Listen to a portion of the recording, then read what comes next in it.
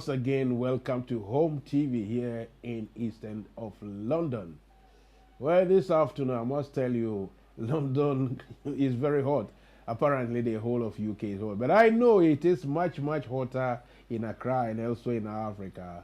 I don't know for some reason, but it is really rather hot today.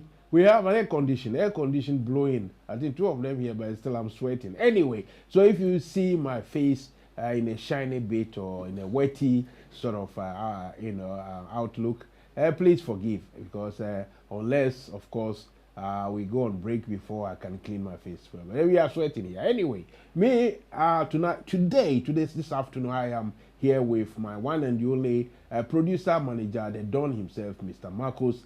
He is controlling all the equipment manually, and there is another lady controlling the equipment visually from somewhere by remote control.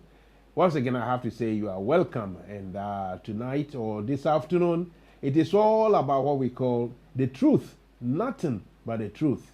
We'll go for a break. And after that, I will invite my first guest, Mr. Ni Ayi. He is from the Economic Freedom Fighters. I think he's a spokesperson for Economic Freedom Fighters. And he speaks his mind. He speaks the truth. I like him because he's an Nkrumahist. I'm biased, I can say.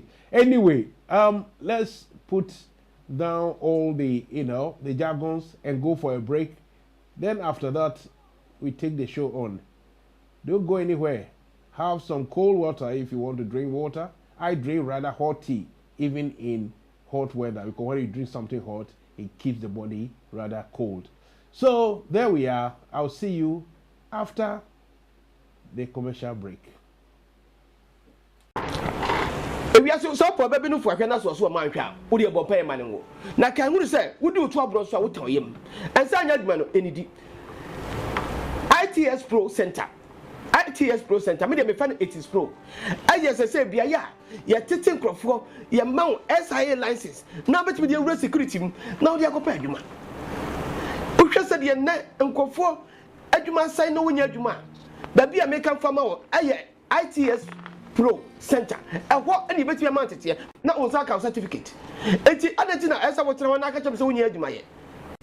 ITS Pro Training Center no. Enya SIA nkwa na ye o. Ye CSCS card so aka ho. CSCS card nso no. Just one day training pep. Na wo wie nso a unsa besa ka health and safety certificate nso. Enti what why dey? Eti hwankrofo agyina ho yi. Omo wie omo training. Omo akwakosha adwuma se wo site. Etimi nua me kana fo. Moti wo ye den. Enne ya wate me kan. Bomodia na frey. Awa sa numbers we so. 079 04 68 6944. 079 04 68 6944. Bomodia na frey ne ya. ITS Pro Training Center. Address. Enti amfa wo se wo ye oba. Mo so betimi awura construction na security. Enti wo de frey na ya ka wakasa ya sa ta wakasa nso training center we na sa hwe training center we tu ya we sa be ka certificate na on ya ko yi adwuma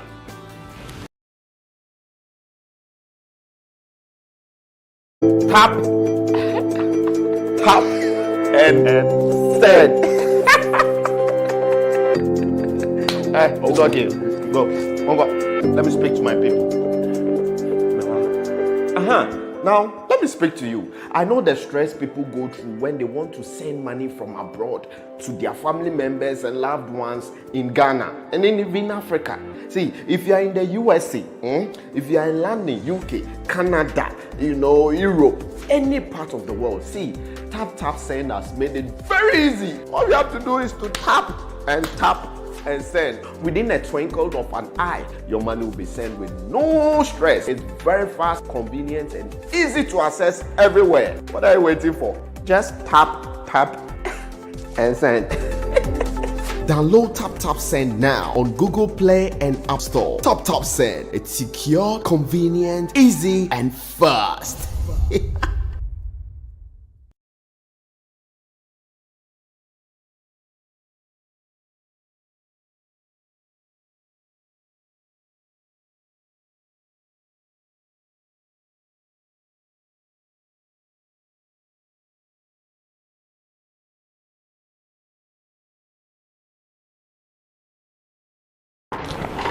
If you are so probably no for a canal so man shall, would you pay money? Now, can you say, would you trouble so I would tell him? And sign that man any ITS Pro Center. ITS Pro Center, me dey find it is pro. I just say bia ya, ya tetin crofo, ya mount SIA license. Now bet me dey real security. Now dey akopɛ adwuma. O hwɛ sɛ dey na nkofo adwuma sign no wonya adwuma. Ba bia make am fama wo, aye ITS Pro Center.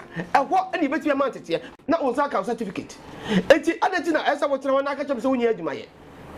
ITS Pro Training Center no. Ɛnya SIA nkwa na ye o. Yes, CSCS card so I can't. CSCS card so no. Just 1 day training pep. Now we use what? On Sabasa account health and safety certificate so. And what why day? And if you are for a journey, I'm be on training. Omo akwa share adwuma or site. It mean I'm gonna for. What why day? And now what me kai. But dia na frey. Our son number so 079 04 68 6944. 079 04 68 6944. Bomadiana Free in the year. ITS Pro Training Center. Address. And the found some you are bad. But so bet me a rock construction and security. And to the praying. Na ya kawo kasa. Yes, out of kasa so. Training center we. Na sa training center we. Tu ya. We some kasa certificate. Now you go here juma.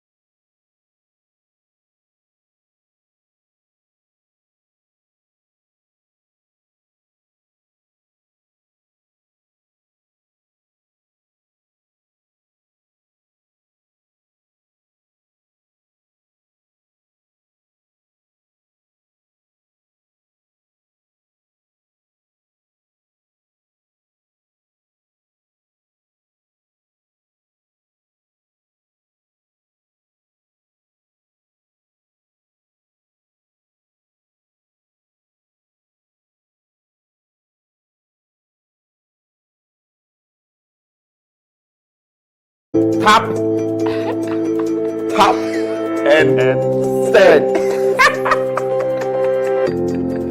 It's okay. Go. Let me speak to my people. Now, let let me speak to you. I know the stress people go through when they want to send money from abroad to their family members and loved ones in Ghana and even in Africa. See, if you are in the USA, if you are in London, UK, Canada, Europe, any part of the world, see, Tap Send has made it very easy. All you have to do is to tap and send. Within a twinkle of an eye, your money will be sent with no stress. It's very fast, convenient, and easy to access everywhere. What are you waiting for? Just tap and send. Download Tap Send now on Google Play and App Store. Tap Send. It's secure, convenient, easy, and fast.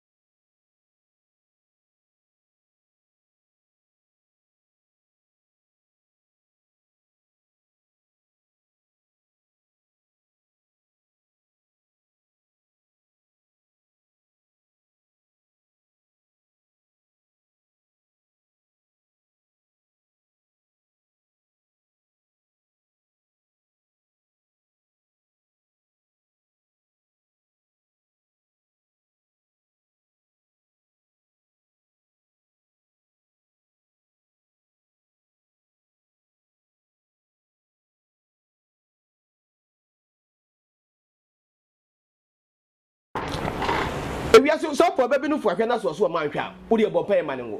Now, can we say, would you trouble us out of him? And sign that man any D. ITS Pro Center. ITS Pro Center. Me dey find it is pro. I just say bia ya tetin crofo ya mount SIA license. Now bet me dey road security. Now dey akopɛ adwuma. Uhwe se dey na nkofo adwuma sign no wonya adwuma. Ba bia make am fama wo aye ITS Pro Center. What any bet me amount it here. Na on saka certificate. Enti adati na esa wo tena na aka chem se wonya adwuma ye. ITS Pro Training Center no.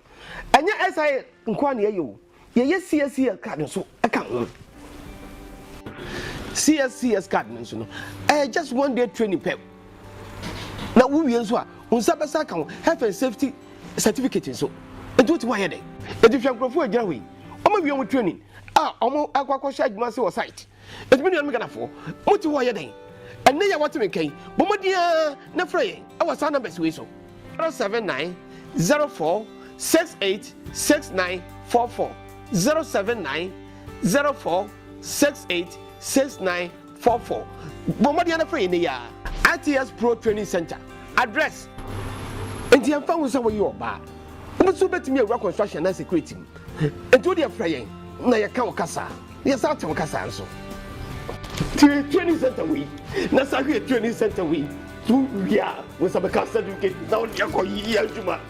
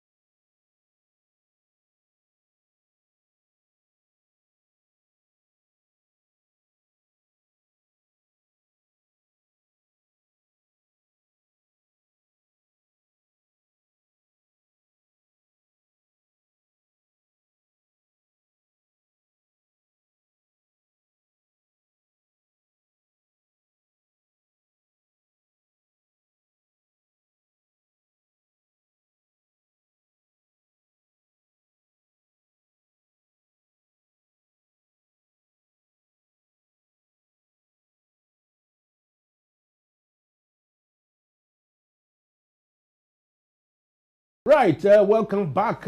Sorry about this. If you saw yourself hanging in there waiting for live Mansa Musa show this afternoon. The truth, nothing but the truth, has started again. And today we'll have a lot of discussion with Ghanaian personalities.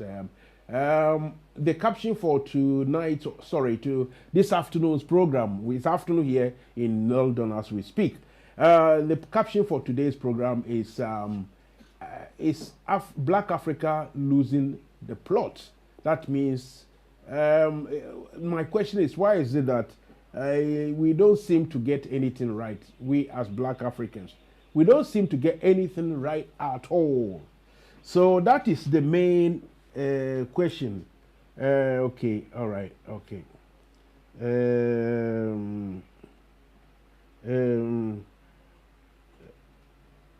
Okay. So, what is the problem with us Africans, that we have so many issues that we cannot even solve it? You see, as we speak, you can find that there is problems in West Africa, problems in East Africa, problems in the middle of Africa.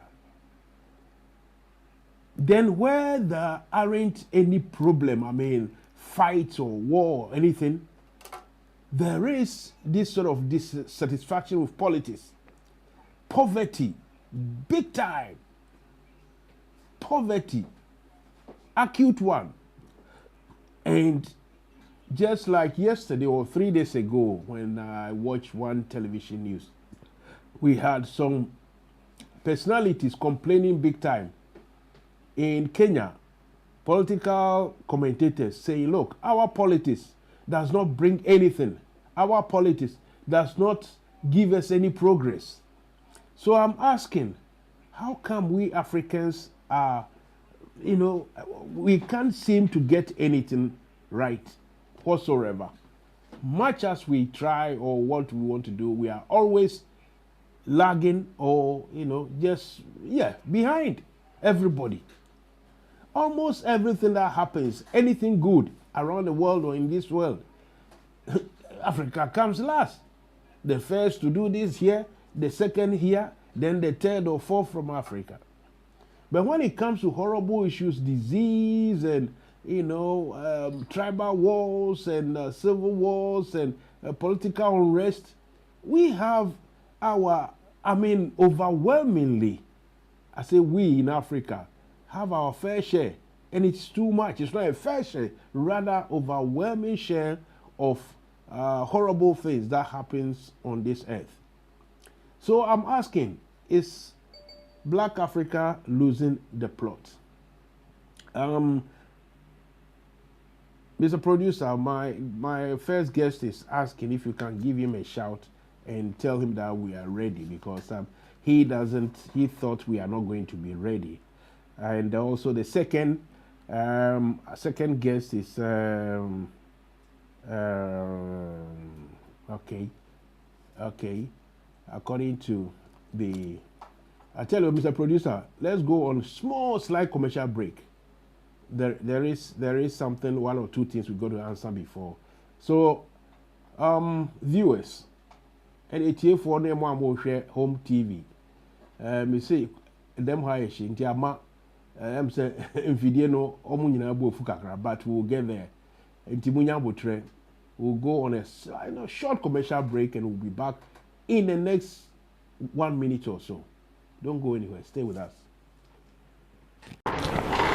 We are so baby no for na so man hwa wo de bo pay man wo na kan hu say wo di to abro so wo tan yem ensa anya duma no enidi ITS Pro Center me de me fan ITS Pro ayese say bia ya tete nkrofo ye ma SIA license na betimi de euro security na wo de akopa aduma wo hwe se de na nkrofo aduma sai na wo nya aduma ba bia me kan fama wo aye ITS Pro Center. And what any betty amount here? Now on Zaka certificate. Eti adetina esa wo tena na aka chem se wonya adwuma ye. ITS Pro Training Center no. Enya SIA nkwa na ye o. Ye CSCS card so aka ho. CSCS card nso no. Just 1 day training pep. Na wo wie nso a unsa besa ka health and safety certificate nso. Enti what why dey? Eti hwankrofo agyina ho yi. Omo wie omo training. Omo akwakosha adwuma se wo site. Etimi no me for. Moti wo ye den. Enne ya wate me kan. Bomodia na frey. Our sa numbers we so. 079 04 68 6944. 079 04 68 6944. Bomodia na frey ne ya. ITS Pro Training Center. Address. Enti amfa wo se wo ye oba. Mo so betimi awura construction and security. Enti wo de frey na ya ka wakasa. Ya sa ta wakasa nso. Training center we. Na sa training center we. Tu ya, we sabe ka certificate na on ya ko yi adwuma.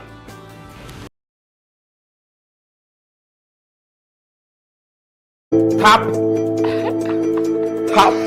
and send. It's okay. Go. Let me speak to my people. Now, let me speak to you. I know the stress people go through when they want to send money from abroad to their family members and loved ones in Ghana and even in Africa. See, if you are in the USA, if you are in London, UK, Canada, Europe, any part of the world, see, Tap Send has made it very easy. All you have to do is to tap and send. Within a twinkle of an eye, your money will be sent with no stress. It's very fast, convenient, and easy to access everywhere. What are you waiting for? Just tap and send. Download Tap Send now on Google Play and App Store. Tap Send. It's secure, convenient, easy, and fast.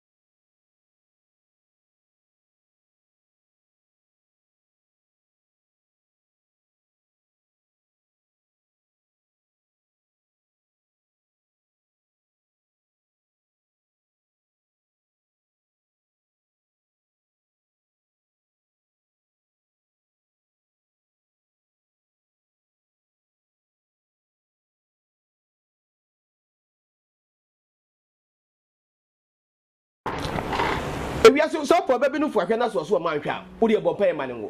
Now, can you say, would you trouble so I would tell him? And sign that man any ITS Pro Center. ITS Pro Center, me dey find it is pro. I say bia ya, ya tetin crofo, ya mount SIA license. Now bet me dey real security. Now dey akopɛ adwuma. O hwɛ sɛ dey na nkofo adwuma sign no wonya adwuma. Ba bia make am fama wo, aye ITS Pro Center. Ɛhɔ ɛna bet me amount tete. Na on sa certificate. Enti adati na ɛsa wo tena na aka kyem sɛ wonya adwuma ye. ITS Pro Training Center no. Ɛnya SIA nkwa na ye o. CSCS card so aka ho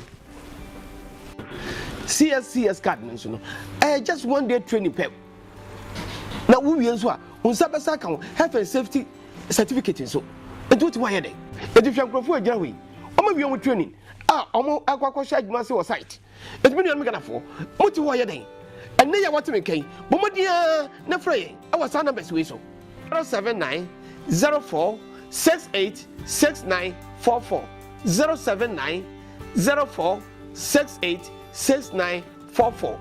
Bomadiana Frenia, ITS Pro Training Center. Address Enti am fa wo say wo ye oba. Mo so betimi awura construction na security. Enti wo dey fraying na ye ka wo kasa. Ye sa tem kasa nso. Training center we. Na sa training center we. Tu ya, wo sa be ka certificate na wo dey ko yi adwuma.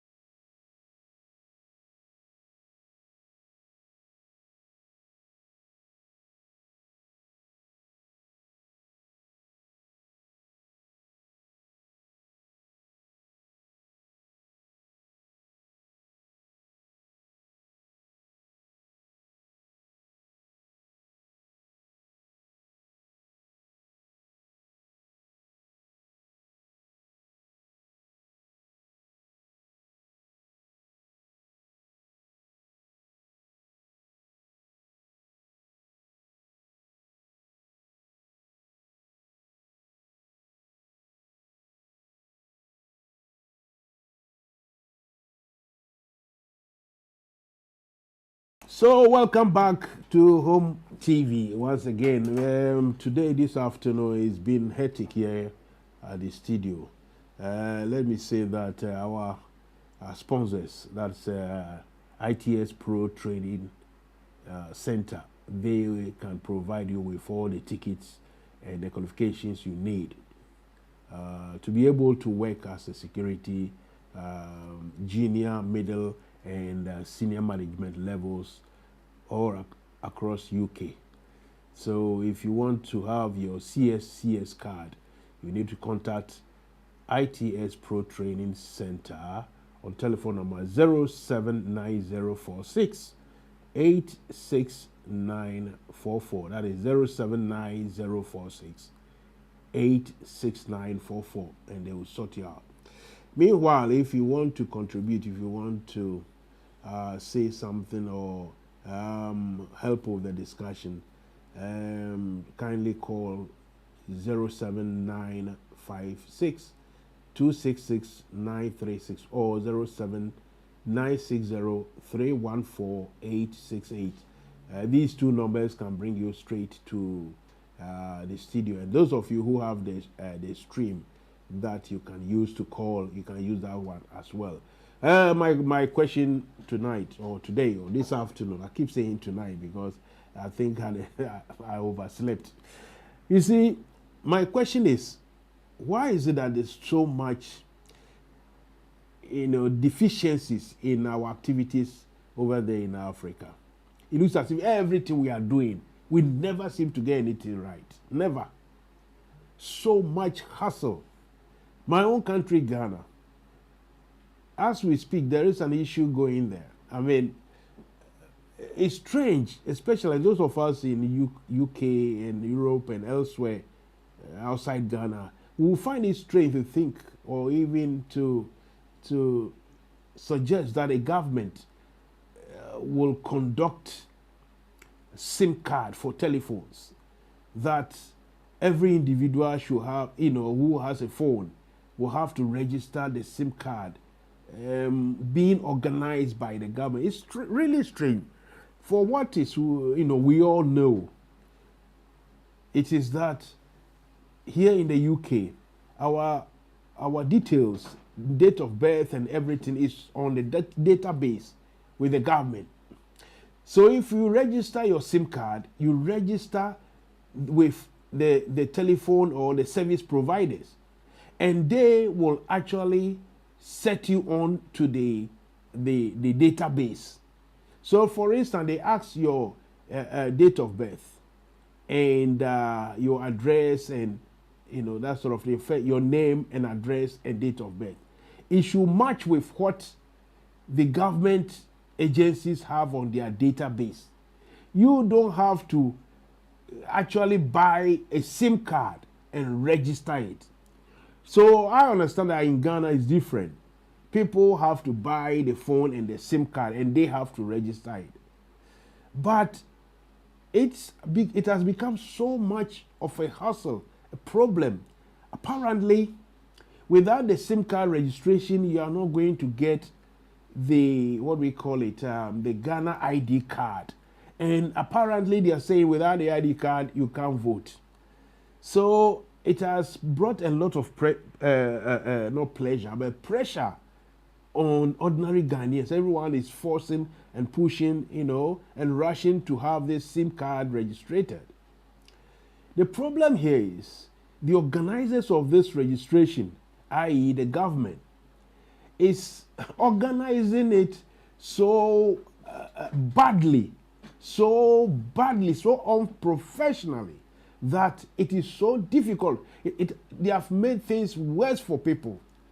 Instead of they, according to the people who know. In fact, today I will speak to one very prominent personality in Ghana. His name is Mr. Bryce Simmons.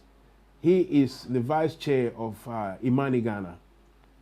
And he has written and spoken many times, on many occasions, about how the government is conducting the activity of registering or getting people to register their SIM cards. It's a difficult one. I mean, people have to travel in the morning to go and queue. You know, it is so hectic. People queue the whole day and they still don't manage to get their SIM cards registered. And those who apparently have got theirs registered, some of them says the officials have got their details wrong. It's so distressing. It's putting too much pressure on people who are already under enormous social and economic or financial, pressures or stress. It's adding to it. Then, if you consider that, let me take this opportunity to remind that this coming Tuesday, the 9th of August, here in London, Home TV will be present at the press briefing being organized by the Ghana High Commission to explain the issues that has arisen. Recently there are a lot of issues with consular services. So many people are complaining.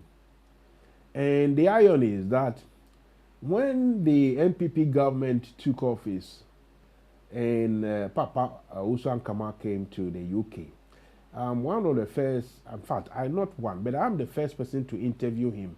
And I found him rather refreshing, rather welcoming. And I read about the measures that he has implemented or was about to implement to make consular services rather easier for everybody. So for me, for what I knew about the new measures and how Papa Owusu Ankama, the High Commissioner, His Excellency, was going about his duties with regards to consular services, I was one of the first to actually praise their efforts, that they are doing well. Until recently, that all across, everywhere that there's a Ghana embassy, apparently there's this problem of delays.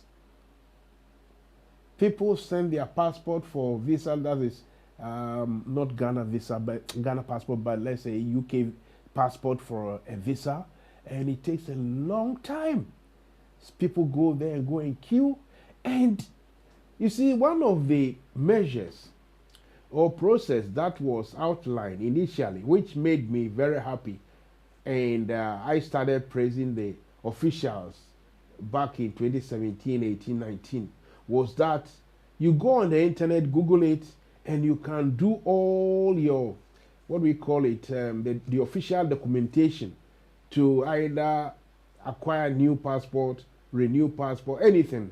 You can do it on the internet. In fact, I've tried it once, and unfortunately that very day alone, the system went down or something. But it was there. Then all of a sudden, or let's say nowadays, we are hearing, you go on the same internet, you Google it, and everything is closed. You try to fill in the form on what do we call it, on internet, and or on the website, the embassy website, High Commissioner website, and nothing happens. And the worst of all is that, or the most annoying thing, which is actually making so many people upset, is that when you pick up the phone, the numbers that are given to call the embassy, nobody picks their phone. Another irony is that when you are lucky and someone answers, it is likely the fellow not being a Ghanaian. We've heard of rumors that some here in the UK say some Indians have been contracted to do consular service for the embassy. Whatever it is, my question I'm still asking, that we as Africans don't seem to get anything at all right. That is a shame. That is really a shame. This shouldn't be happening at this day and age. when we tackle one issue, we should be able to go through with it and make sure it works. It gets to the results in quick time and with efficiency. Because at the moment, we are not getting anything right.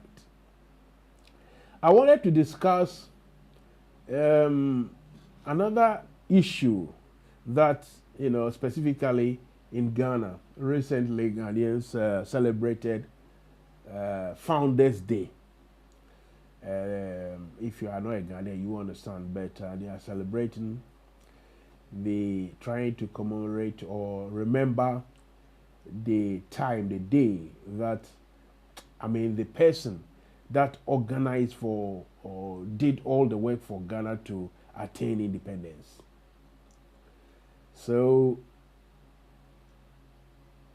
some people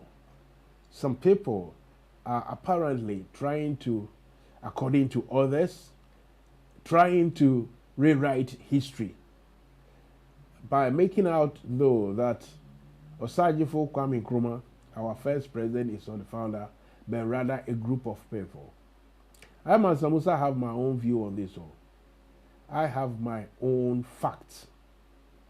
But today I wanted to speak to a young man who happens to be a member, a spokesperson for the Economic Freedom Fighters pressure group in Ghana. But we had some few technical issues, so we couldn't get him. And he had to leave to go to do another function or something like that. We will try and rearrange for next week. Let me say next week, Sunday, it's likely that Mansa Musa will have a guest from the Parliament of Ghana. I won't mention the name yet, but one of the big names in the Parliament of Ghana will come and speak to us. And the same next week, which is Tuesday, afternoon time here in UK, 12 p.m., will be the Home TV will be at the British High Commission to listen to explanation from the Deputy Foreign Minister.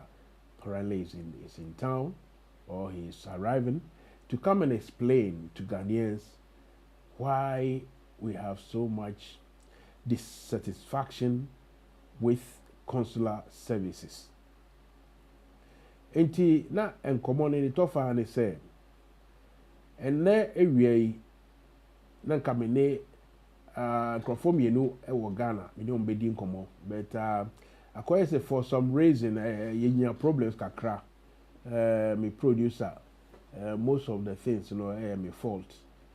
My graphics, then to me it's ye. And your first guest, the time I saw I saw baby. And the enemy yet me in Indian community already and Kadi and any back and say, any baby can dinkomo about this Founders Day. I almost celebrated recently. Ghana Nado. Problems will be bare and say you see Ghana for your friend Fitch, ne Bloomberg, ne Crawford. Sorry, maybe didn't be crying through. Rating agencies for my say you see Ghana, you see economy your junk. And so you when your president Odiasa or new be Diasa, you're then funny. Now dear I said what says I Founders Day no. Utie omo new history ni ya ombechira say ye were only one founder and ye was supporting cast omo boa no ma bibia ko be ka say founder omo nya miensa omo nya na omo nya nu omo ye say and senke be ka say omo start fi ye friend Solpon ne Cape Coast ni ade omo nyina so ye founders. And in me Mansa Musa the minimum said there is only one founder ye Osagyefo Kwame Nkrumah. But like me dia na me kai we na ka me ya to safre abrante bia all ba be chirechirem. But and I'm say you video no I mean your graphics and now say you share na I did juma no NCC ye no most of it ya me fault no. Enti abrante na ntumi ni din komo. But fortunately I would say a ball 4:30 ewe UK ha which will be 3:30 Ghana time. Mansa Musa ne Mr. Bright Simmons.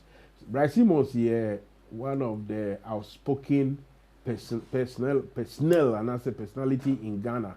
Our opinion and facts and comments about almost every issue.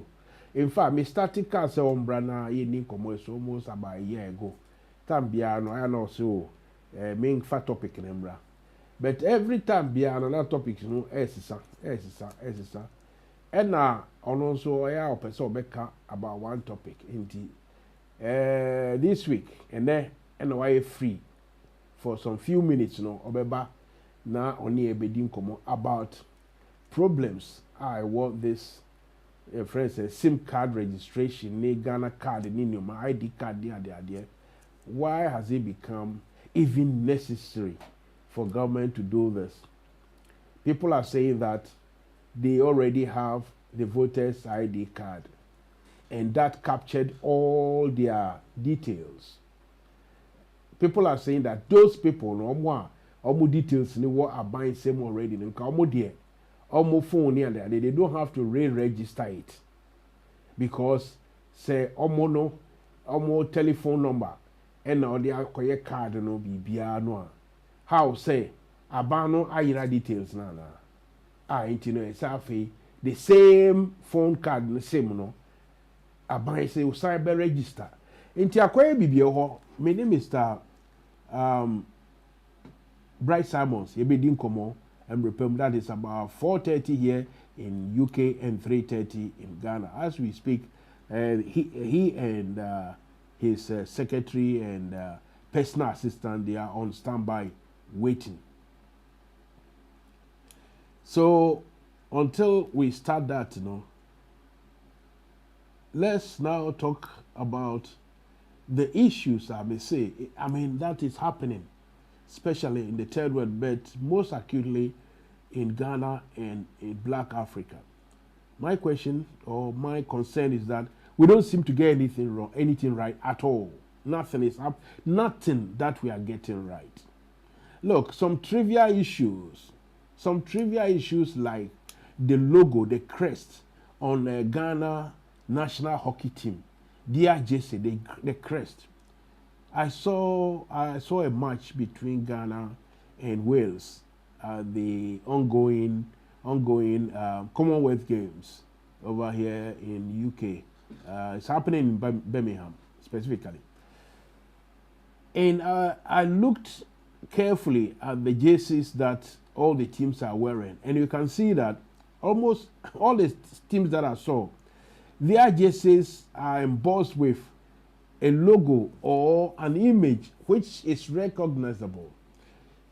An image, for instance, if we come to Ghana, we will say the coat of arms, or even if it's the national flag. But what we had on the chest of the hockey players, national hockey players, you can't see whether they are two sticks or trees and they are colored green, so it looks like some sort of leaves, like marijuana or hashish weed or something. It doesn't look nice. It doesn't portray any national effigy. You see, this is very trivial. This doesn't put food on the table. But I'm just trying to cite an example here why we don't get things right at all. Everything is upside down over there in Black Africa. The other time I was watching Al Jazeera, and this political commentator in Kenya, he said, look, they are about to, you see what I mean? They are about to, okay, thank you. They are about to go for their national election. That's in Kenya. And I bet you all the politicians, they are in town. That is, they are in Kenya. They are canvassing. They are doing everything. They are doing everything to... I haven't had an attack yet, thank you. They are doing everything to convince the electorates or the citizens of Kenya that vote for me, vote for this guy, don't vote for this guy, and that sort of thing. They are doing that. They are all there. But when and after the election, they get into power, they get into office, it will be very difficult. It's always very difficult for the citizens to see these politicians around. They don't see them around. Recently in Ghana, I tell you what, almost all the parliamentarians have traveled somewhere outside Ghana. And most of them, I don't think any of them went to any African countries. Most of our politicians, but they travel to America, Europe, and everywhere. Even if it's $500 they are going to spend in America, in Europe, and elsewhere, that 500 could have been spent in an African country. I'm saying we are getting everything wrong. As we speak in Ghana, most, public personnel, people who are known, musicians and the rest of them, actors, the moment they fall sick a little bit, they die. Recently, we had a problem with one actor. They say they call him Wache. I didn't think I watched any of his shows, but apparently he was very, very popular. Then he just died. And one actress, Grace Omabo, popularly known as Mame Dokno, came into, she had come out to explain that, look, this gentleman was taken to one hospital in Ghana, Rich Hospital, which is supposed to be one of the best places, and there were no beds. No bed for, in the ward room for this fellow to lie or to be taken care of. So they had to rush him to 37 military hospital. When they went there, the same problem, no beds. So in the end, in 37, he was left on the stretcher. You see, this lack of bed syndrome, honestly speaking, I have to be fair, it happens in Europe as well. It happens in the UK. Sometimes the ambulance will come and pick you. You go there and they will treat persons at the what we call accident and emergency triage, or the session where which is not convenient. But they don't take it lightly at all. Most times when it happens, you see the BBC, the television, the radio, the Sky, all those, they will be talking about it. The people have been waiting at the accident emergency for 1 hour, 2 hours, and they will be talking. And they try as much as possible to solve the problem. In Ghana, to be able to be driven to what we call a hospital alone, it's an effort. I mean, you thank your stars. But when you get there, the treatment or the sort of the care and attention is so lacking that we've had so many not celebrities, but public figures who just, for the lack of basic care. Because I say basic because here, certain things we take for granted. Yesterday, I was at a funeral last night. I met a friend I have not seen almost a year, and he's holding his walking stick, and I'm saying, what's going on? He said, arthritis, so you see you. And all we conversed a bit. He said, but the medicines they are pumping onto me. I mean, I'm taking this and that, and now next week I even have to go for checkup, for X-ray, for scan, for this and that. All this is coming from the little taxes, or I won't say little, but the taxes that the fellow had spent his working years in the UK paying to the government, just because it's like insurance. You see, it's like an insurance policy with the government. Because of the taxes we pay here, when you are not, they look after you. I've had so much text, and the tests, they come negative, which is okay. Sometimes I know that I don't feel that great, but this is not that serious. But then, since the doctor has written for me to go and do the test, I got to go. So when the results comes as negative, I'm always, at least reassured. So basic stuff, the basic, style, or the conditions of life which we take for granted in Europe, America, and elsewhere, In Ghana, it becomes a privilege to be taken by ambulance to hospital. Recently, or let's say 2-3, I don't know when, is it 2019 or 2020? We had a government of Ghana, they brought in, is it 375 ambulances, right, which is very good. But if you see the fanfare, the fanfare that was organized to share the ambulances, big time party, I would say in America, party, just to make the government officials feel good, or for the citizens to see that the government is doing well. These ambulances are not, but I tell you, I bet you, the problems that Ghanaians are going through. Simple, I also say simple, management.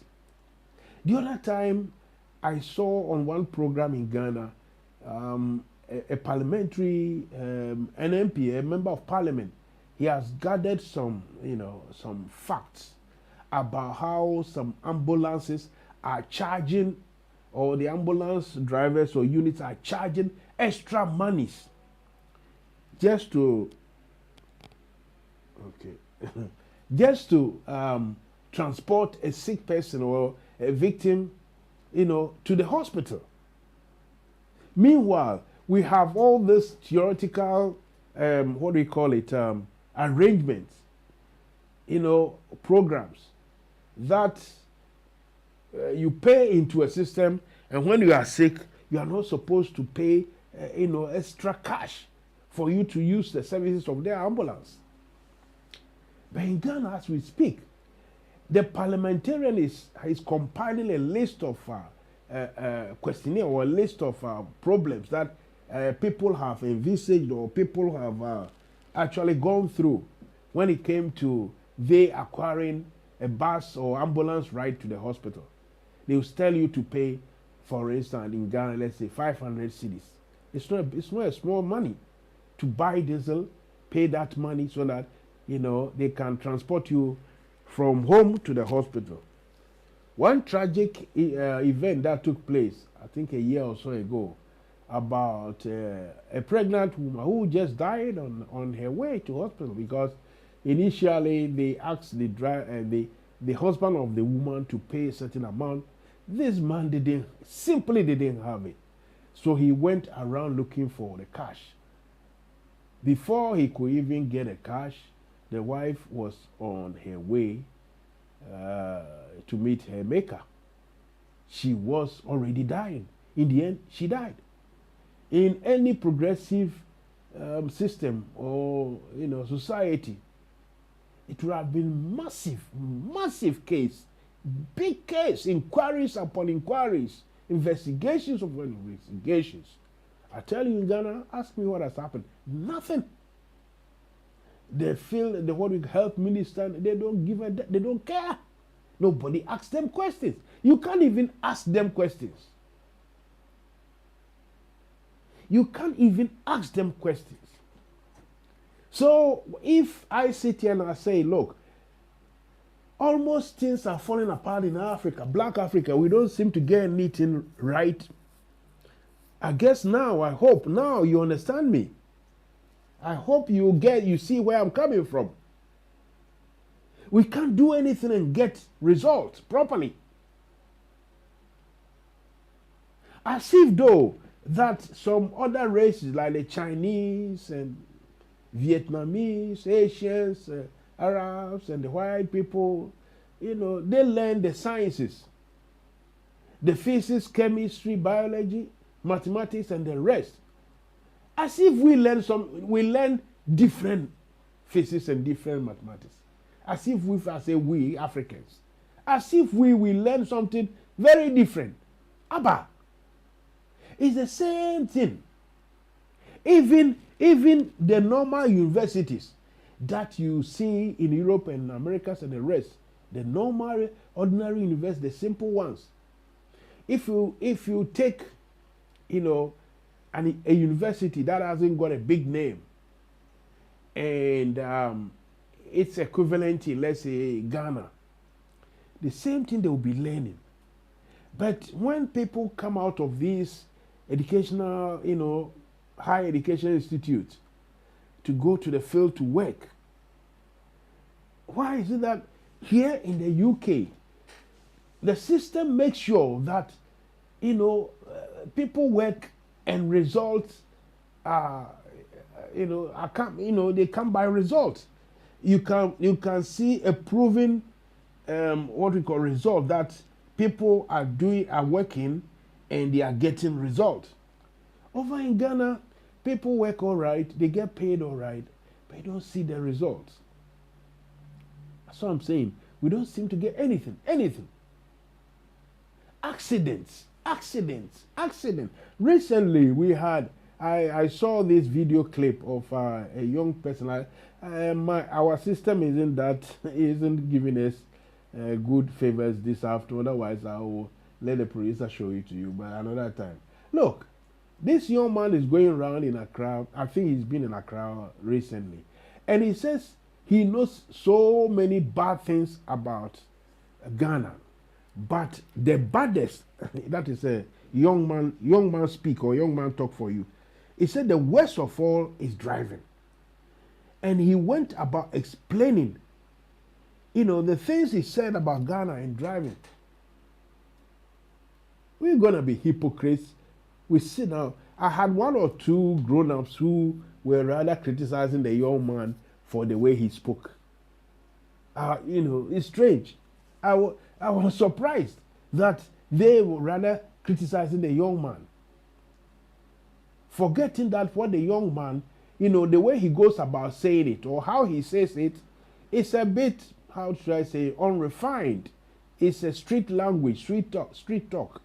But what he was saying, there was substance in it. There was value in what he was saying. You see? So, accidents everywhere. Accidents that shouldn't happen. I used to have a friend, an Irish guy I used to work with some years back. He said, Master Musa, there's nothing like accident. He said the only accident on the planet is the one created by God. Like natural accident, like tsunami, like earthquake, like volcano, those kind of things, like heavy typhoons and this thing to cause mayhem. He said those ones. But when it comes to mechanical and those things, he said they are man-made. He said there's nothing accidental about anything, because if you do the work properly, if, for instance, you service your train properly, you service your vehicle properly, you service your aeroplane properly, everything, the likelihood of something breaking down is very slim.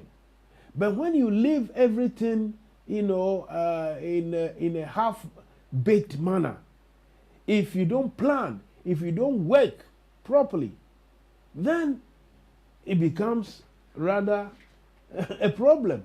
Then we call it accident. According to him, there's nothing like accident. But it's all about the lack of planning. And he said it's always a cock-up. When something happens, someone has made a mistake somewhere. Someone has failed in doing certain things. Then we call it accident. He argues that there's nothing like accident. In about 20 minutes or so, we'll get hold of Mr. Bryce Simmons, and we'll have a chat with him about what's going on with this SIM card registration and the rest of it. I am Mansa Musa, and I always say the truth, nothing but the truth. Anytime you come to listen to me, and you create any fact now. The fact now make can say, I hate to say yeah be before, especially be before I go Africa. Ye ntumi nye bibia ye nye bibia ma nye papa.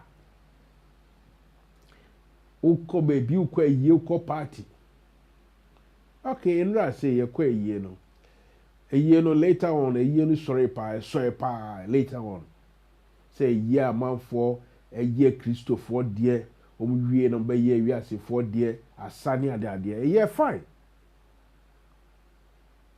The producer already me call you or say me nkwana me call a second your friend is saying the second photographer as a cameraman it be coy. But the point in is say time why they share say or see a starting no. Me cry me konam feel say my late. Enkrofo ye later it no time agro no e be abebe wie no. Na fe na agro na so na fe na enkrofo ba omo ba no nti no omo feel say say jama dey time no twen omo. Sa suban any sene esie ye nneoma wo Africa ho no. Ena me busa say I ti say atiti apansam ade ne yentumi nye bibia ma results papa ana say your friend is saying results kura ni twi ni e kan say oh say me share twi ni ye but say ho susan so be ba no wo ye bibia ade na yentumi nye ma susan so papa emma. That is my question. And you per se when you be in Kumar, you can come and talk some. Another issue, make me di hun komo, and then I also be hear me monologue me because you for NDC for any MPP for any other politicians, I will go UK or busy kakra. No problem for us to do the monologue. As time goes on, yeah, the interesting topics yeah, be here who they did any problem and Matisse Ghana musician and I say musicians and as artists be a wubonyum on my back room UK. I think my producers they are working on it to see if yes I become now I your more interview and also in the background but the issue bakuso ho and also far senior yentumi nye bibia ma esisuzu ebi ne your friend is saying the economy Ghana economy yeti ha yi yenim say wiase afa na nyina covid any war any say any some bebrasisi ema obia di how. But say no so we are second only to Sri Lanka. We are second say your friend is saying rating agencies are now say omo hwe wi asisi kasem so kaso you are only second to of the countries are omo likely to default in their debt repayment say bia wakobobosia na ye hwe wa woni country to so mienu a ye hwe wa wanhwa wontumi ntua wo ka no sa tag ne da ye Ghana so sese enti na one would have thought say be nka feel say enka president kro be hunu wo badwamu a once a month ubusa say the president wo he yesihwe na say meetings nko money bra abre omo ye meeting wa ha omo frɛ we wa ha omo ye we wa ha omo che say omo plan se na be ya ahokyere no be kofom kakra but ye nyina ye hu de ekoso Ghana. You know, the moment you criticize nobody will say oh it's too partisan and I say party we say no as an American say nye no crowd so we nye no kre and no made to me challenge ya metiasie but say assembly no kre say look there's too much wastage in the system. Yes, sesika the yen me can this sim registration near the idea a card that's our registration who are buying the bebano. Now, who president now, Okojina ban a dancer, say no, sir. And no, Sabi, yes, see a car for Didi. Say, would they can't time be all mobile? That's not what I'm saying. But if true, what others are telling us, say, ye can't hear the idea, no, a idea be a just say, kakra. Then the dynamic, I mean, the optics are now say, Belgium show noir, ye president, ne ministers, and especially minister for, your friend is saying, for finance. Any almost same be Mokikano. For me, I don't understand it. If a whole rating agents have rated your country near junk status, right? And still, your president said he will use some of the public funds, and I say, I buy secret that for 2 months. Obey you so and be the cathedral, so now. There's something wrong somewhere. Seriously, something wrong. I think I to me ebusa 1 or 2 questions. And your my question, and your mind be a, thank you. Or my be a, and ka, omun ye dede into a mining guya, and ka mining kasa, as a son is no. Like the president or whoever is in charge, or whoever in charge, would do this heavy reshuffle, change personnel. Because Mwagaza ye finance minister. Ube ye busao about say economy who asemwa. We see only Jesus can tell whether he is happy with my work as finance minister. First and foremost, Bruni Becker said this is self-defeating. Just said, "Why won't you need?" Because what you want your own caso, Jesus Nebeka, Jesus will go to the casa. Say Jesus no cry, no cry so jina baby. That Ben I bet me a friend say Jesus, my verdict, Say, or your finance minister, papa, that's when your papa. No cry any, no cry any abrabum. Ye Africa, Hobeka say, Nyame, any Jesus, Omone Africa for as of from Kwane Kasa. Utie ye pastors near the idea, they be our money, Joshua, ni Yeshua, no any din komo. But our society no lack, the society itself lacks in honesty. There's too much dishonesty in our system, and yet ye can't sorry who semsi obia. So is that has it just become some sort of a default setting? See a can nyame betre nyame adom. Is it just default? Enya dia ye can jitum. I mean, we mean it. Do we really have to say this? So many look. Sometimes because of this work I do, I check so many what we call it radio and TV programs, especially the news programs.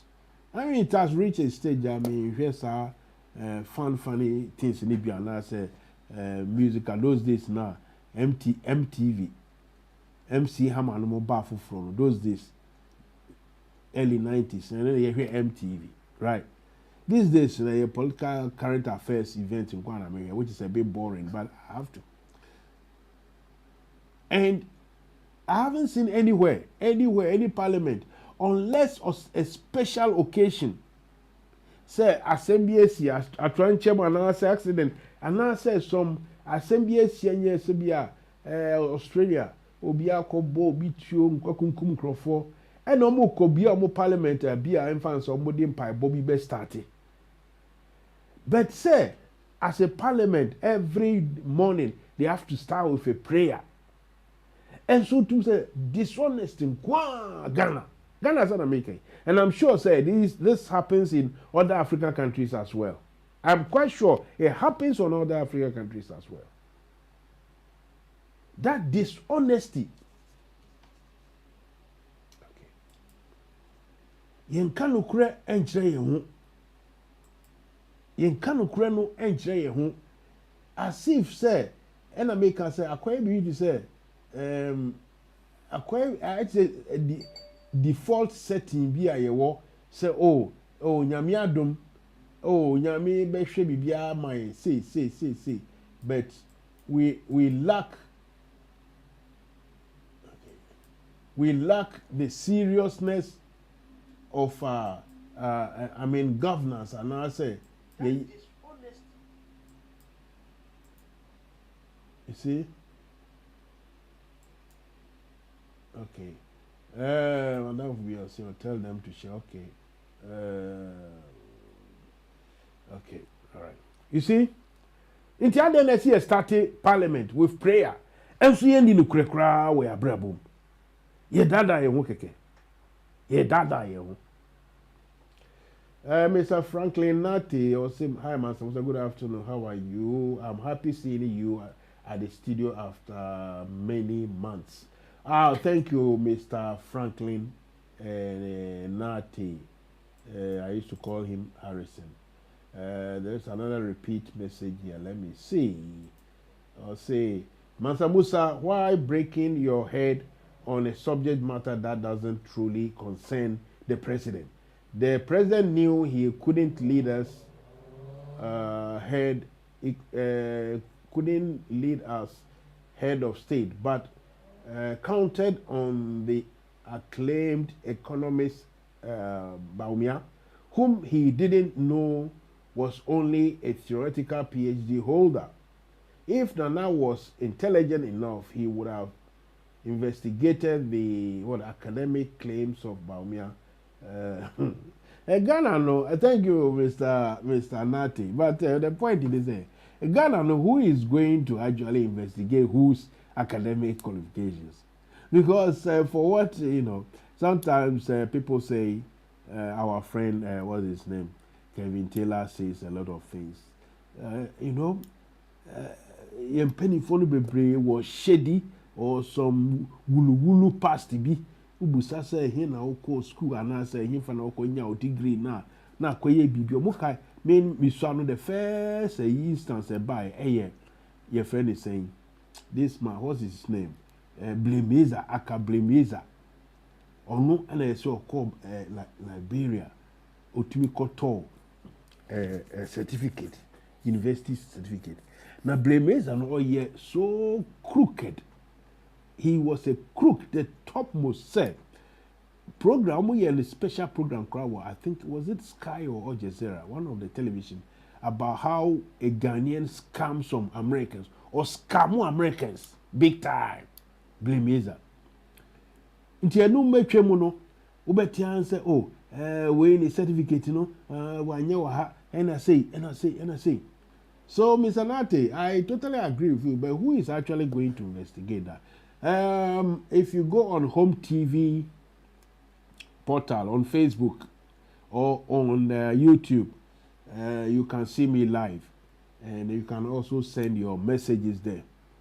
If you want to talk through the phone system, normally it's 07956 266 936, and that's 07960 314868. That is 07960 314868. In 5 minutes' time, we'll be speaking to Accra. So until then, let's go for a short commercial break.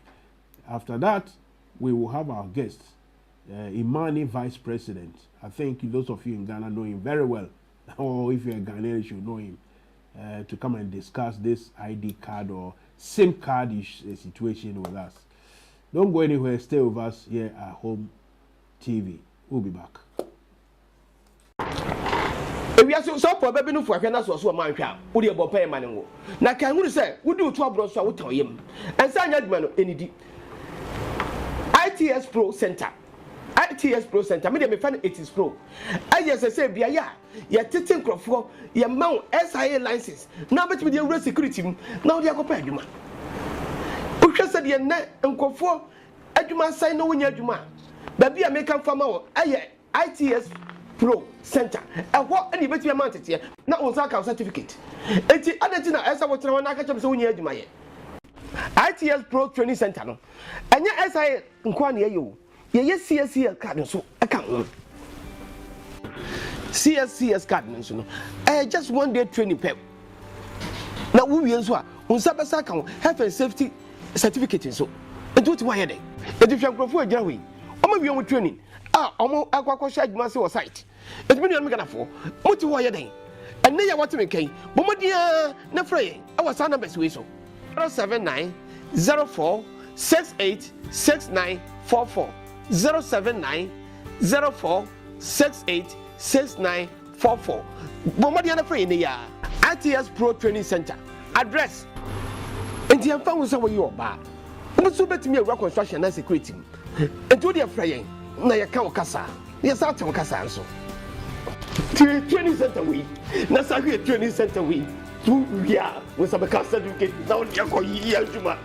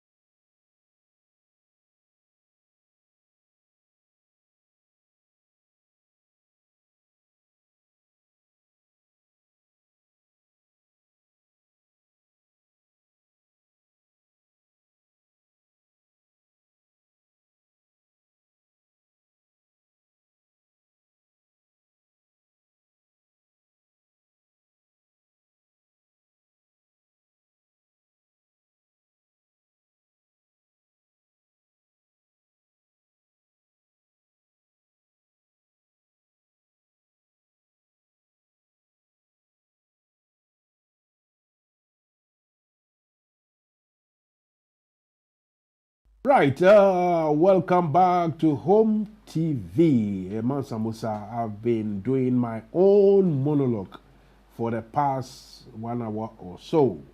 That is because our first guest couldn't wait. We had some slight issues, technical issues, and our first guest had to go. So today, for the very best part of an hour and a half, I had to do the monologue. But now, though, I am very happy and we are fortunate to announce that we have one of these prominent faces in Ghana, prominent personalities, outspoken personality, people who know what they talk and what they do. He goes by the name Mr. Bright Simmons of Iman. In fact, he is the it's not second, but the vice president of Imani Ghana. And he has his facts and opinions, commentary, everything on so many issues. So many issues that it will take about 24 hours to discuss so many things with him. Today, though, this afternoon, we are lucky to have him here on Home TV to discuss one and one only issue, a Tony issue like that. For those of you who have been listening, I'm asking the question. It looks as if we Ghanaians, we as Africans, black as Africans especially, we don't seem to get anything right. We don't seem to get anything right at all. But as we speak, we have Mr.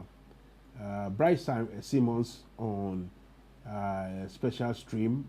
He's in Accra, I'm in London. Mr. Producer, I can't see him. Is he still here? Is he here with us? Okay. So let's introduce him. Let's call him and get him to come and speak because he's got a very limited time this afternoon. Mr. Bryce Simmons, good afternoon.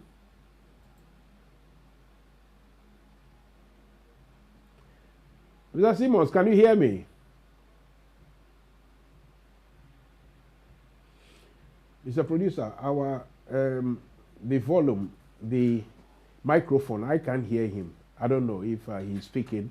If you can, okay. Mr. Simon, can you hear me? Yeah, I can see that. I can see your lips moving, but I can't hear anything. Mr. Producer, let's see if we can get him. Because I cannot hear him at all, and it's very difficult to make conversation. Okay, Mr. Simon, see if you have muted a system or something. It looks as because according to my producer, we are fine here, but your system, the sound isn't coming. Not sure how that is possible. Because it's coming through now. Mr. Producer, can you increase this volume for me so that I can hear you? Now we can hear you. Maybe you have to get closer to the system. All right. Good afternoon and welcome to Home TV here in London. Thank you for having me. Nice one. I'm sure you are in Accra or somewhere else in Ghana. No, I'm in the US. Oh, I see. I was going to ask of what's going on in Accra, but okay then. That is good to know. I hope everything, whatever sent you there, you are okay with everything. Usually, I have a friend who say, oh, Musa, like I not go there, but I forgo check my health. I hope you didn't go to check your health. And even if you did that, what can we say?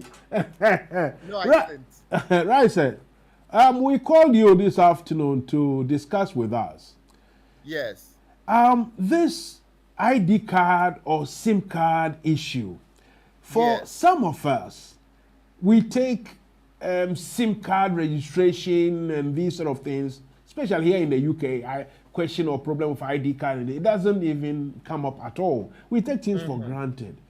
So some of us, me in particular, I'm getting confused.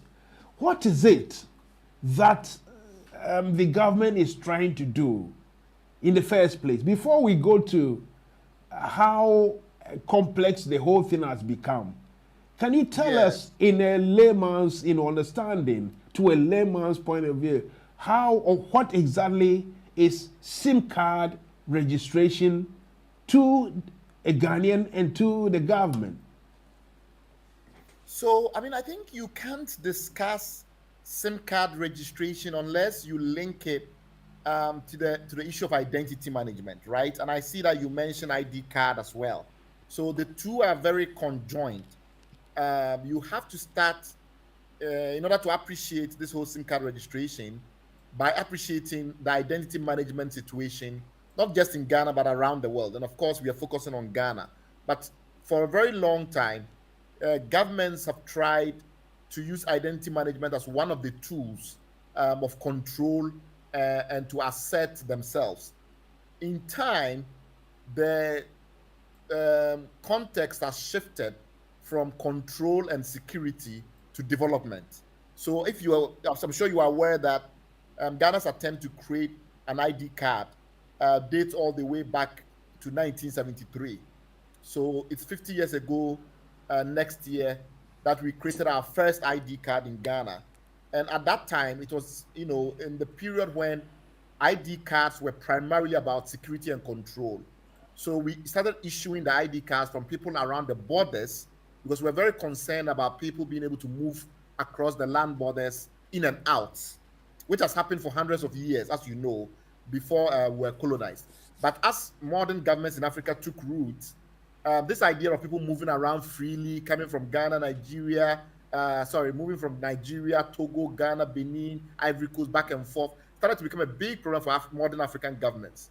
And they've tried to use identity to suppress that kind of freedom of movement for many, many, many years. You are aware that we've had at least 2 civil wars in the region, which are linked to issues around identity fluidity, people being able to move freely across borders.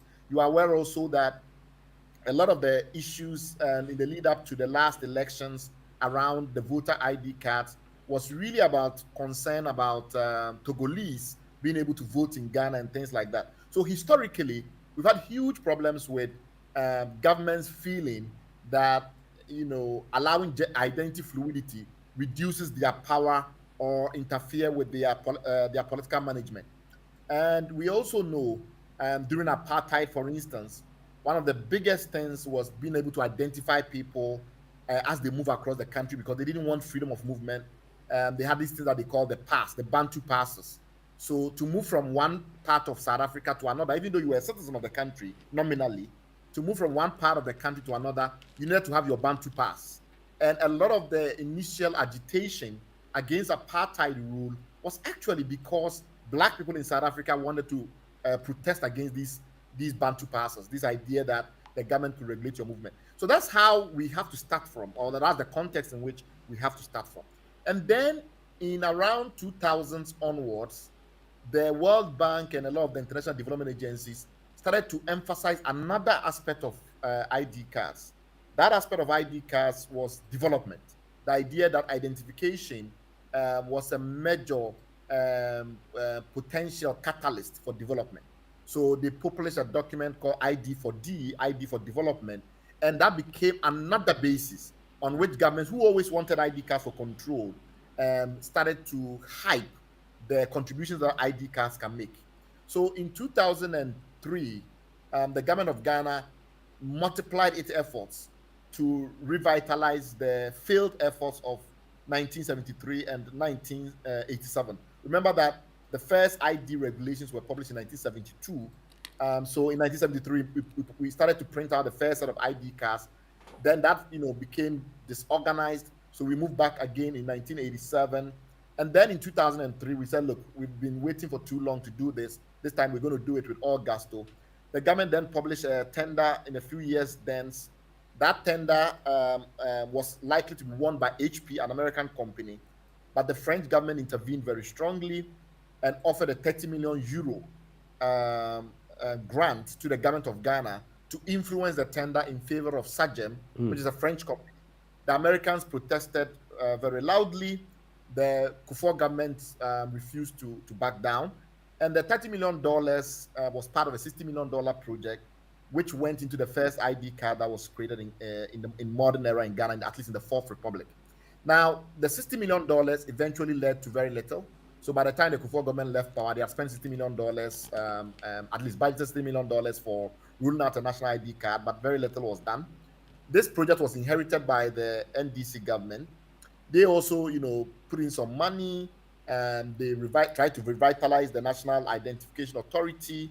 Don't forget that by this time, the problem was that ID card had become very entangled with ROPAP. I don't know if you remember ROPAP, but ROPAP was this attempt to get people in the diaspora, the Ghanaians in the diaspora, Ghanaian citizens in the diaspora, to vote in Ghana. So the idea that how will you identify them, how will you get all of that going, had become entangled with the ID card issue. The government was motivated to push ID card because it wanted ROPAP at all costs. The opposition hated ROPAP. The NDC didn't want Ghanaians overseas to vote because they were not convinced that the systems were in place to prevent rigging. So when they came to power, they never really supported ROPAP. So that aspect of the project of registering Ghanaians overseas kind of took a backseat, and attempts were made to focus more on the domestic. So the investments were made and attempts were made to roll out the cards. Unfortunately, they underinvested in the National Identification Authority. At one point, the budget of the National Identification Authority was just 50 million Ghana cedis, and yet they were releasing less than 500,000 Ghana cedis. So in the period that they were in power, underfunding became a challenge. With this smart idea that, okay, why don't we bring in the private sector so that we can share the cost? So they decided to implement a public-private strategy. And through that mechanism, a Ghanaian company for the first time managed to get involved. Because remember, all the time we're dealing with foreign contractors during the Kufuor regime, we had to go find the money, right? So because no foreign contractor, no foreign IT company will come to Ghana and put in money, their own money. They always expect that the government will put in the money. So when we said, okay, now we wanted a private company that would put in some of the money, we had more interest from a local contractor, a guy called, a company called Margins, which set up a specialized purpose vehicle called IMS. And because he had a very strong relationship with the Danish government, managed to get some grants and other support from the Danish government to implement a plant in Ghana, which I think was called ICPC. And this plant was capable of producing some blank cards. And then he had a lot of interest from international technology companies. Now, this is what is interesting. The way that he structured the deal, it was still the international technology companies doing it, but he was kind of like an intermediary, bridging their technologies together into one package. To cut a long story short, he managed to convince the new government. He had actually, because he had won a tender, he managed to convince the new government to apply the PPP model first to the foreigners in Ghana. Why? Because you get a foreigner to pay a lot, right? I think he started off with $100 and it's $950 or something like that. I have to check. But he started off by charging the foreigners in Ghana a very similar amount of money. That meant, therefore, that every time you produce a card, it's highly profitable. The card may cost you like $10 or something. You are charging like $100. So it's a no-brainer. It's a very easy project to roll out. Now, in this kind of model, the PPP makes a lot of sense because you make a lot of money on each card you print. The problem was that once you extend it to Ghanaians and you start to offer it for free, it doesn't add up. And a lot of the challenges that we're going to face is going to be based on this problem of the fact that the model that was designed, the PPP model, was constrained by one fact. This IMS people went to hire some really expensive international companies. So when you put all of the package together, the cost of each ID card is too expensive. I see. They want a guarantee. Shall we? I want to come in there and ask you, though. That, yes. You see, you've explained all the way from 1972, 73.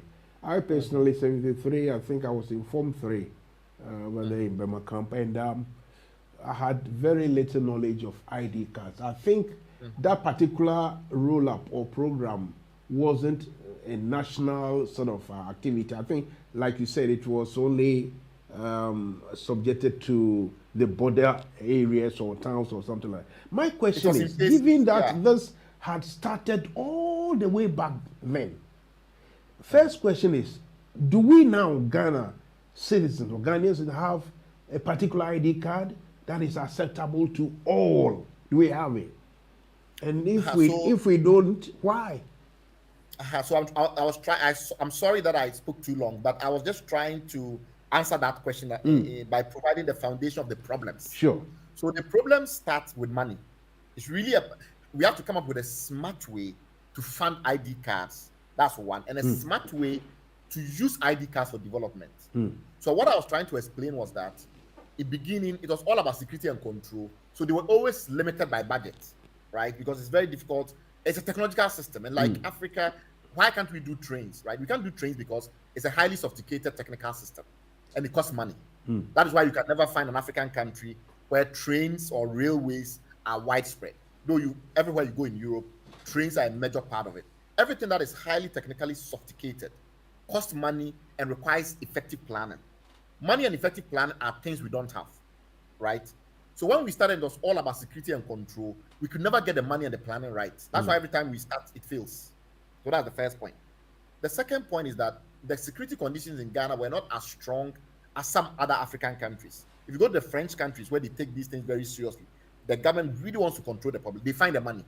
So most of the French countries have had ID cards for many, many years. But that's for security and control.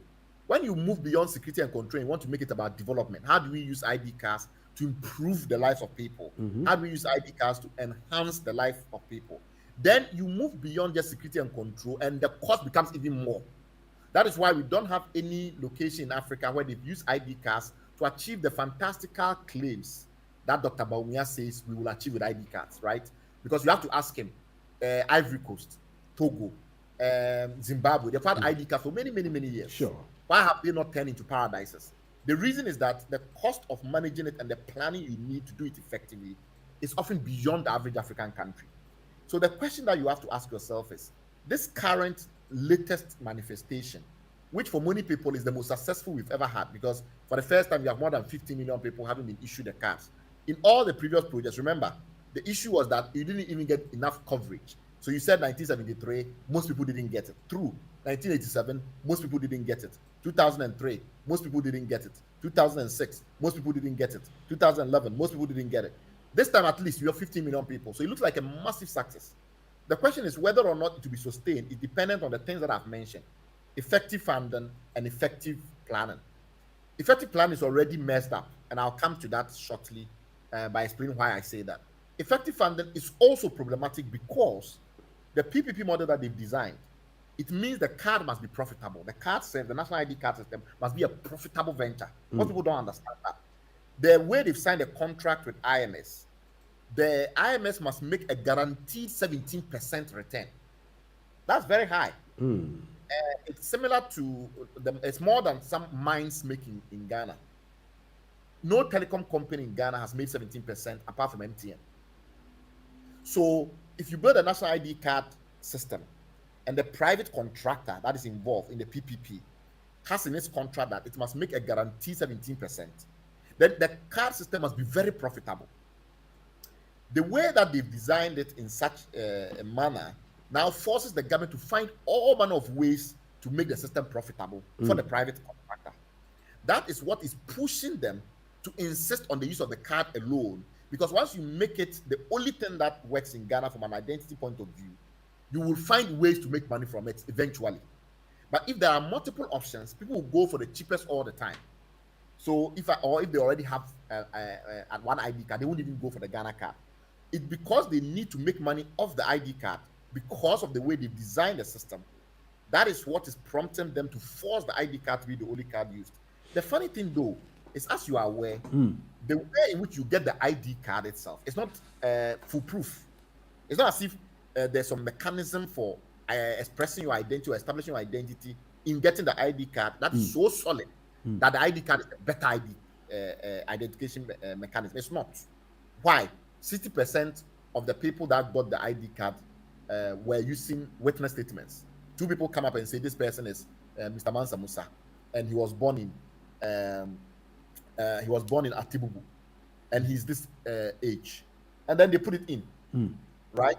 So it's not as if that ID card is superior to other types of ID cards. Yes, but it's the but sir, you see, there I want to, before you continue, even if the example you've given, Mansa Musa born in Atibubu, I wasn't born. I was born in Bemakam, but I love to say my hometown is Abrodunko anyway. But the point is, even if that is the case, why not use the Osagifo template when he said, this day, the 6th month, 1957, whoever is in Ghana here, whoever is in Ghana here is a Ghanaian. So even if I give fictitious something, I'm not a Ghanaian, listen. Why not collect or collate that data, fix it into a national database, so that if Mansa Musa is captured on a certain screen, like here, the police call the Home Office or the DVLA, oh, do you have Mansa Musa with what we call, he said he has left his driver's license at home. Mansa Musa, and the age is this. Yes. The moment, if the age tallies with your name and address, first and foremost, straight away they believe is that it's you. Right? Now, Yes. if it doesn't tally, then the police starts to say, my friend, can you come out of your car? Then they start this. Before you see the car is taken away, you yourself, they will read your this to find out something. Why So that's are what we they are making trying to it do, right? complicated to get the So- thing started? That's my question. Yes. No, what you are suggesting is exactly what they are trying to do, but there are a couple of issues to bear in mind. One is that their concern is that to the extent that there are multiple ID cards and those ID card systems don't talk to each other, people can have multiple ID cards with different names, right? So you can go and get a DVLA with something, then you can go and get a Ghana passport with another thing. They can go and get a Ghana ID card with something, and etc. etc. And they think that the way to stop that is to force everybody to use the Ghana card system. The problem is that is not the way you stop that problem. No. The way you stop that problem is to find a way to make it possible for deduplication. So if I have my biometric data here and the same biometric data has another name here, when you do your querying, the system will simply say that there's one biometric profile that has 7 names, and therefore you investigate. It doesn't require that all the ID cards we already have in the system you throw away, right? But the problem is because that's why I'm saying that the justification sounds sensible until you probe. When you probe, you realize that the reason why they don't want to accept the other ID cards in the system already, which will have speeded up some of the other things that they are trying to achieve, like the SIM card registration, is because they want the Ghana card ID to be the only successful ID card in Ghana. And by making it that way, they guarantee the profits that must accrue. And that has been the challenge. So what you are suggesting is exactly what they are trying to do. But they have other motives, right, that are interfering with achieving that goal. So to go back to SIM card registration, which was the main reason why you called me. Yes. The big problem is threefold. One is that not everybody has the Ghana card, and not everybody will have the Ghana card in time. Why? Because it's a logistical process, and it costs money. In fact, already the Ghana government is being forced to put most of the investment into the card, even though it's a public-private partnership, because the private entity that is involved is not making money enough to be able to justify their contribution. Sure. And we are already going to have problems down the line managing the system, as we've had in all the other situations, because it's going to get underfunded because of the way it was designed. So in short, we don't have the luxury to insist that only the Ghana card can be used, because the Ghana card is not as dependable as they think it is. One, the resources that are available for them to issue the card to everybody on time is not there, right? So if they say by September 30th or whatever, they're going to cut it off, they are still going to cut off a lot of millions of Ghanaians who will not have got a card and registered. Now, when you do that, you're going to affect the telecom industry, which is already under huge stress. Only one telecom company in Ghana is making profit. Only one. I hear Right. Vodafone is leaving. Is it true? Yes, because they're not making profits. But you Vodafone see, let's make it a bit more conversational now. You see, the thing is, here in UK, when we came, I saw a paper, a driver's license, paper, no, booklet. You know, however, you know, the Pakistanis and our brothers, Nigerians, were using it for and doing fake things and everything. They went through the process and corrected it, you know, periodically, step by step. Why is it that it seems, or you know, it looks to me that Ghanaians or the authority want to make everything foolproof before we start, instead of using what is available and correcting the mistakes as we go? I don't know. And also, how come that the government seems not to have database of so many millions of people, and that they have to come and actually show their face again, register? That's where I don't get it. You know, because of effective planning and ulterior motives or interests, right? So, and it's brilliant that you brought this up, because I could even have forgotten if you hadn't brought it up in the way you did. One, the effective planning process will require that you have a proper project management, well thought through, people that understand the algorithms, but are acting in the public interest. Sure. The people that are doing the thinking are purely acting in the public interest.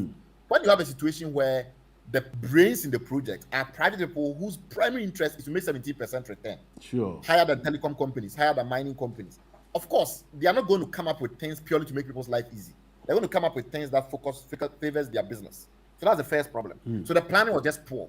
How you design the system such that the SIM card registration will impact people in the least with the least inconvenience. Yeah. That was not how it was designed. That's number one. Number two, the government on the registration of the SIM card site, there's a private contractor. It's also not a purely public interest matter. That private contractor is the same company behind Kelly GVG. Now, unknown to you, Kelly GVG has access to the entire telecom infrastructure in Ghana because they claim they are monitoring the calls to determine if or whether or not the telecom companies are lying about the volume of calls coming through. We've explained that makes no sense, right? Because the simple formula for determining how much money a telecom company makes is the volume times the rates. How many calls the person is making times the charge for each call. The only company who knows the charge for each call is the telecom company.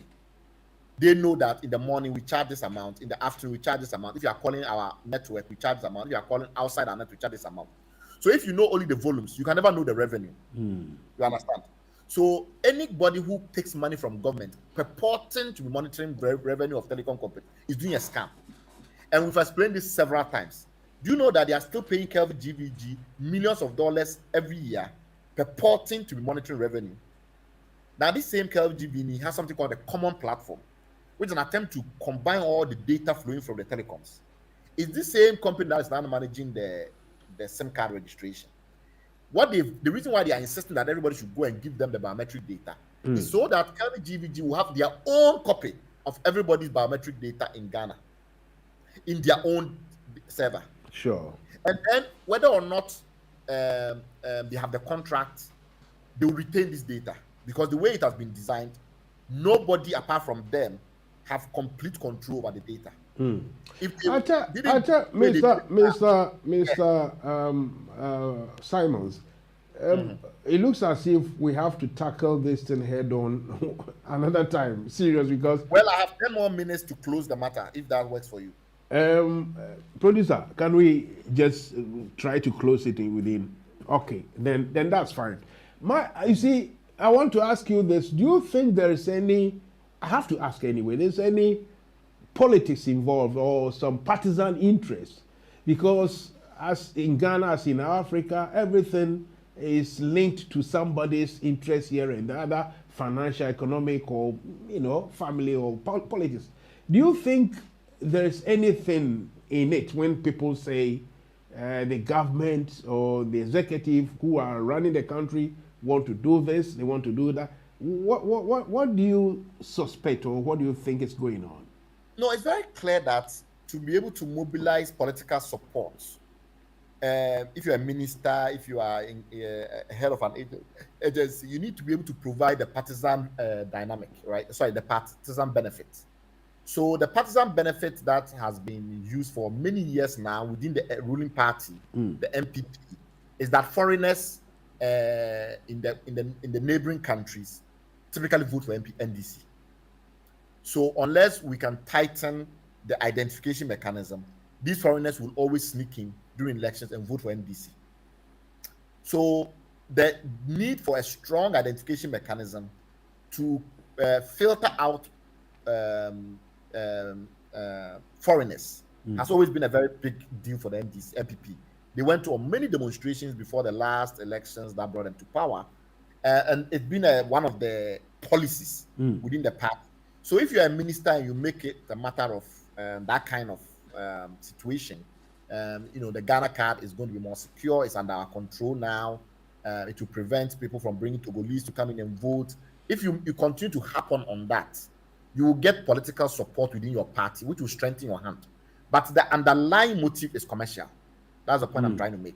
But you will need a good political case to mobilize support within the ruling party.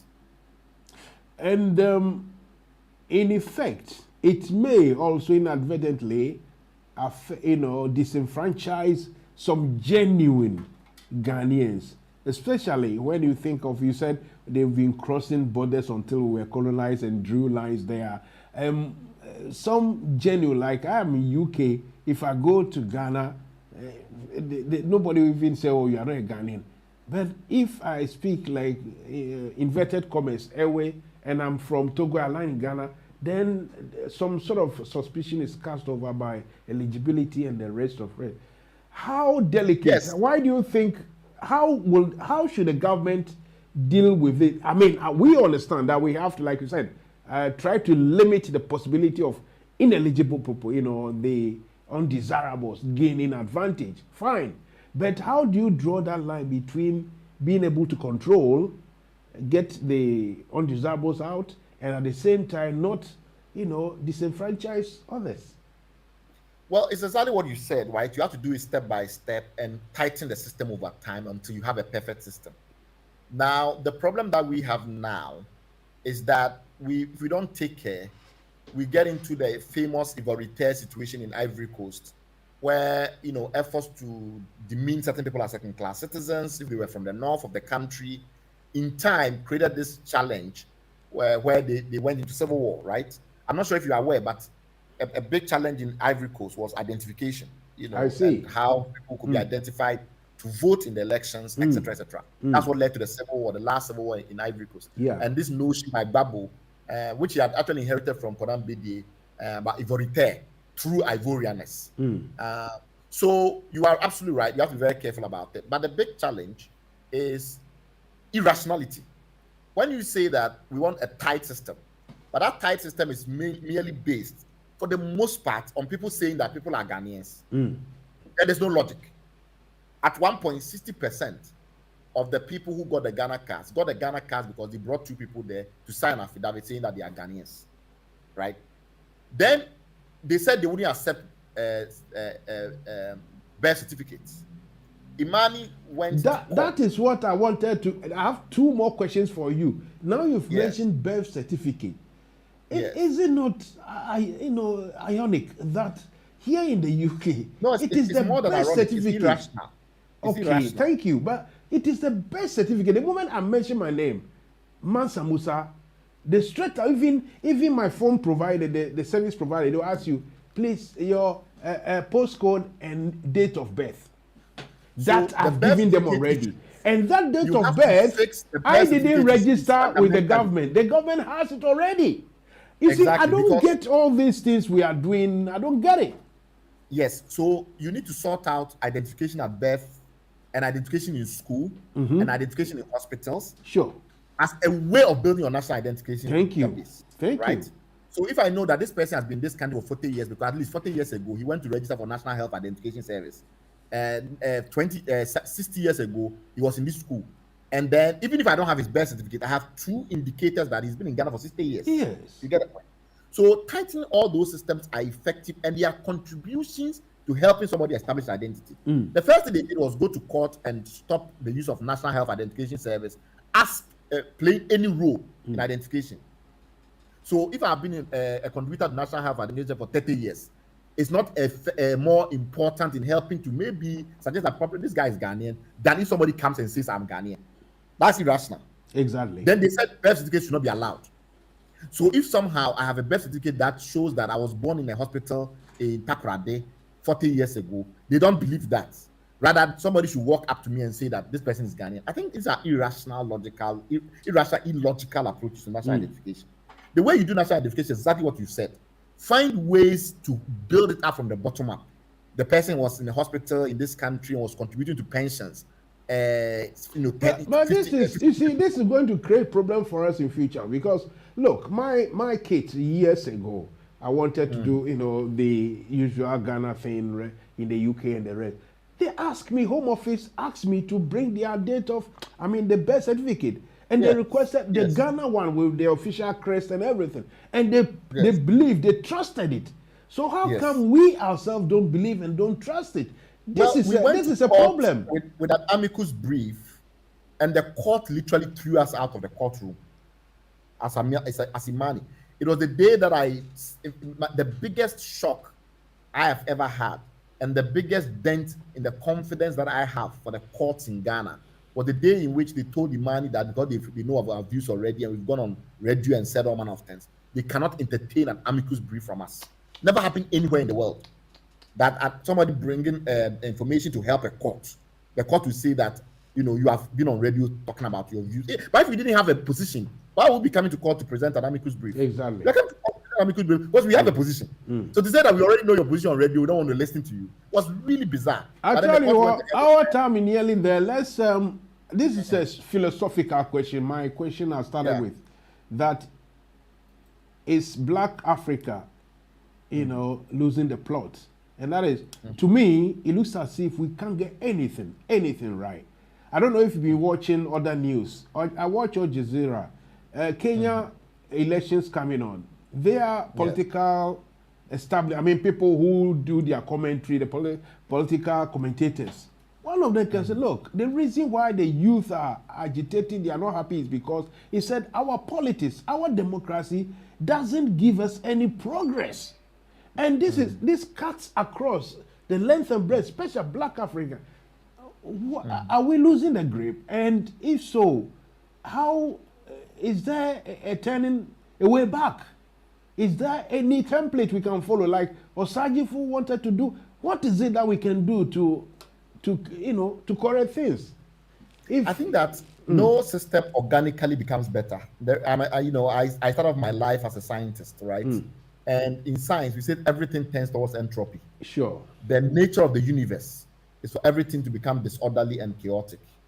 So if you want to design a system that fights against chaos and degeneration, it's work. It's work that stops chaos and stops society from becoming disorganized, right? But work in whose interest? What you are discussing about, you are talking about, it's not private interest necessarily. There are a lot of people that are very rich in Africa and are living very well. The question you are asking is that when it comes to our public life, exactly, you are in the UK, you know a lot of very successful Ghanaians, you know a lot of very successful people, doing all manner of things, professionals and the like. So it's not about the Ghanaian personality or anything, right? No. It's definitely about when we come together to run social systems. The same Ghanaian that will function in the UK system and have no issues. They say do this, he does it. Follow this. And when they come to Ghana, he cannot do it because we are together and we cannot build public systems. So the real question you're asking is, why is that we are not able to build public systems that are efficient and effective? Sure. And I think it's about the investment that we make in these public systems. That's why I'm in civil society. I'm a private business person. My day job is as an entrepreneur and a technologist. The reason why I spend so much of my time is because I need to contribute to prevent chaos and disorder. Sure. Now, I think not enough people are contributing to civil society, whether with their time, their resources, or their talents. Until we have people contribute more with their time, their talent, and their resources, we will not be able to fix it because it's not in anybody's interest to fix the public sphere. Everybody's sorting out their private issues. Well, until we realize that if we don't do that, we ain't going anywhere. Until we get that realization, we ain't going to go anywhere as well. Listen, Mr. Simons, this one I will tell you I'm very grateful because it's been a long time, I've been trying to get you. And there are other issues, serious issues that we can tackle another time. I mean, anytime it's convenient for you, you can avail yourself. I'll be very, very happy and ready to, have you on Home TV. So I will say thank you very much. And hopefully it won't be the last time. Thank you and have a good weekend. Cheers. Thank you very much, Mansa Musa. Thank you for having me. Bye. Bye-bye. Right. So, well, it's too late now. You cannot call anything. Time has completely outgrown us today, so we can't do any phone. So I'm sorry. But next week, let me remind you that we'll be speaking to Haruna Idrisu. He is the NDC MP, their leader in the parliament. Haruna Idrisu will come and speak to us. We are making an arrangement to get Oseche Mensah-Bonsu, the MPP top guru, to also come and speak to us from the parliament. So until next week, have a good Sunday afternoon, evening, morning, wherever you are, and make sure your week follows nice and smooth. Don't overdo things, don't stress yourself, and don't do anything silly. Don't drink too much. Don't eat too much too, and try to do exercise to get your weight down. I'm trying, it's very difficult, but I'm trying. Until then, I say, have a good bye, have a good time, And inshallah, we'll see you next week. Bye.